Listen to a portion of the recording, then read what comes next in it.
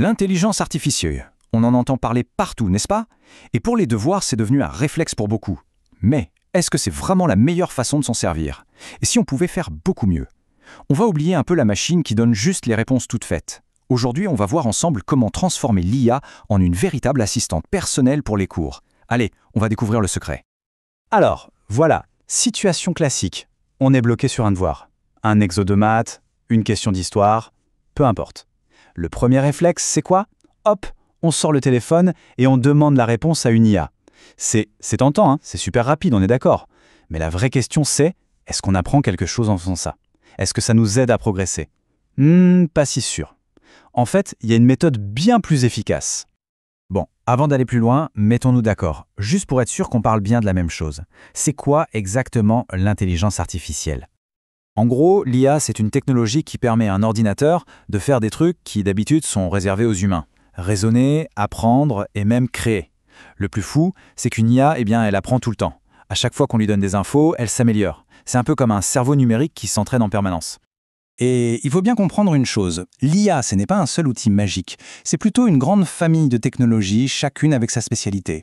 Il y a des IA comme ChatGPT qui sont des pros des mots, d'autres comme DALL-E qui sont de vrais artistes et qui créent des images à partir de rien, et il y en a même qui composent de la musique, chaque IA a son propre talent en fait. Ok, donc on a un outil super puissant, mais le vrai secret, ce n'est pas l'outil en lui-même, non, c'est la façon de lui parler. Tout, absolument tout, se joue sur un seul mot, le prompt. Un prompt, qu'est-ce que c'est? C'est tout simple, c'est l'instruction, la question qu'on pose à l'IA. C'est le point de départ. Et là, il y a une règle d'or, une règle absolue. Un prompt vague donnera une réponse vague. Par contre, un prompt précis, bien détaillé, donnera une réponse utile et pertinente. La qualité de ce qu'on reçoit dépend directement de la qualité de ce qu'on demande. C'est aussi simple que ça. Regardez, c'est super simple à comprendre avec un exemple. D'un côté, on a une demande toute simple, un peu floue. Parle-moi des pyramides d'Égypte. Bon, là, l'IA va nous sortir un pavé, un texte super long, un peu général, pas très pratique. Maintenant, de l'autre côté, on a une demande super détaillée. On lui dit « Agis comme un prof d'histoire pour une classe de 5e et explique-moi en 3 points pourquoi les pyramides ont été construites. » Et là, la réponse n'a plus rien à voir. Elle est claire, elle est bien organisée, bref, elle est directement utilisable et surtout, elle nous aide à comprendre. La bonne nouvelle dans tout ça, c'est que faire de bons prompts, ça s'apprend. Ce n'est pas de la magie, c'est juste une méthode à suivre. Allez, voyons ça ensemble, étape par étape. Voilà la recette. 4 étapes toutes simples. D'abord, on lui donne un rôle. Ensuite, on décrit la tâche précise. Puis, on ajoute des contraintes, comme la longueur du texte. Et enfin, on choisit le format de la réponse. En suivant cette structure, rôle, tâche, contrainte, format, on guide l'IA pour qu'elle nous donne pile ce dont on a besoin. C'est simple, c'est logique, et ça change tout. Savoir poser la bonne question, c'est essentiel. C'est comme avoir une boussole, ça donne la bonne direction. Mais la vraie intelligence, ce n'est pas juste de suivre la direction, c'est de comprendre pourquoi on y va. Et c'est là, précisément, qu'on fait la différence entre utiliser l'IA pour réfléchir et l'utiliser pour ne pas réfléchir du tout. On arrive maintenant à la partie la plus importante.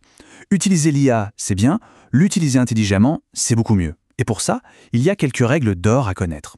Ce sont un peu les règles du jeu pour que cet outil reste à notre service et que ce ne soit jamais l'inverse. Ces règles sont super faciles à retenir, il n'y en a que 3, mais attention, même si elles sont simples, ces 3 règles peuvent absolument tout changer dans notre façon de travailler et d'apprendre. Bon, attention, là c'est la règle numéro 1. La plus importante de toutes, s'il n'y a qu'une seule chose à retenir, c'est celle-là. L'IA est une aide, ce n'est pas une solution complète. Il faut vraiment se mettre ça en tête. Son job, c'est de nous donner des pistes, de simplifier un concept, d'organiser nos idées, mais elle ne doit jamais réfléchir à notre place. Le vrai travail, l'effort de compréhension, c'est ça qui développe notre propre intelligence. L'IA, c'est un super copilote, d'accord, mais c'est toujours nous qui tenons le volant. Les 2 autres règles sont la suite logique de la première. Règle numéro 2. On ne fait jamais, au grand jamais, de copier-coller. On prend l'information, on la digère et on la reformule avec nos propres mots. C'est comme ça qu'on apprend vraiment. Et règle numéro 3, on reste critique. L'IA n'est pas parfaite. Elle peut se tromper et même parfois inventer des choses. Donc on vérifie toujours les informations. On ne lui fait jamais confiance les yeux fermés. Finalement, il ne faut jamais oublier ça. L'IA est un outil incroyable, c'est vrai, une sorte de calculatrice super puissante pour les idées. Mais la vraie intelligence, la créativité, la capacité à se poser les bonnes questions, tout ça, ça se passe là-dedans, dans notre cerveau. Alors la prochaine fois qu'un devoir semble difficile, la question à se poser n'est plus « quelle est la réponse ?», Non, la vraie bonne question c'est « Quelle question intelligente est-ce que je peux poser à l'IA pour m'aider à trouver la solution par moi-même » Voilà le vrai défi. Le pouvoir, ce n'est pas d'avoir les réponses, c'est de savoir poser les bonnes questions.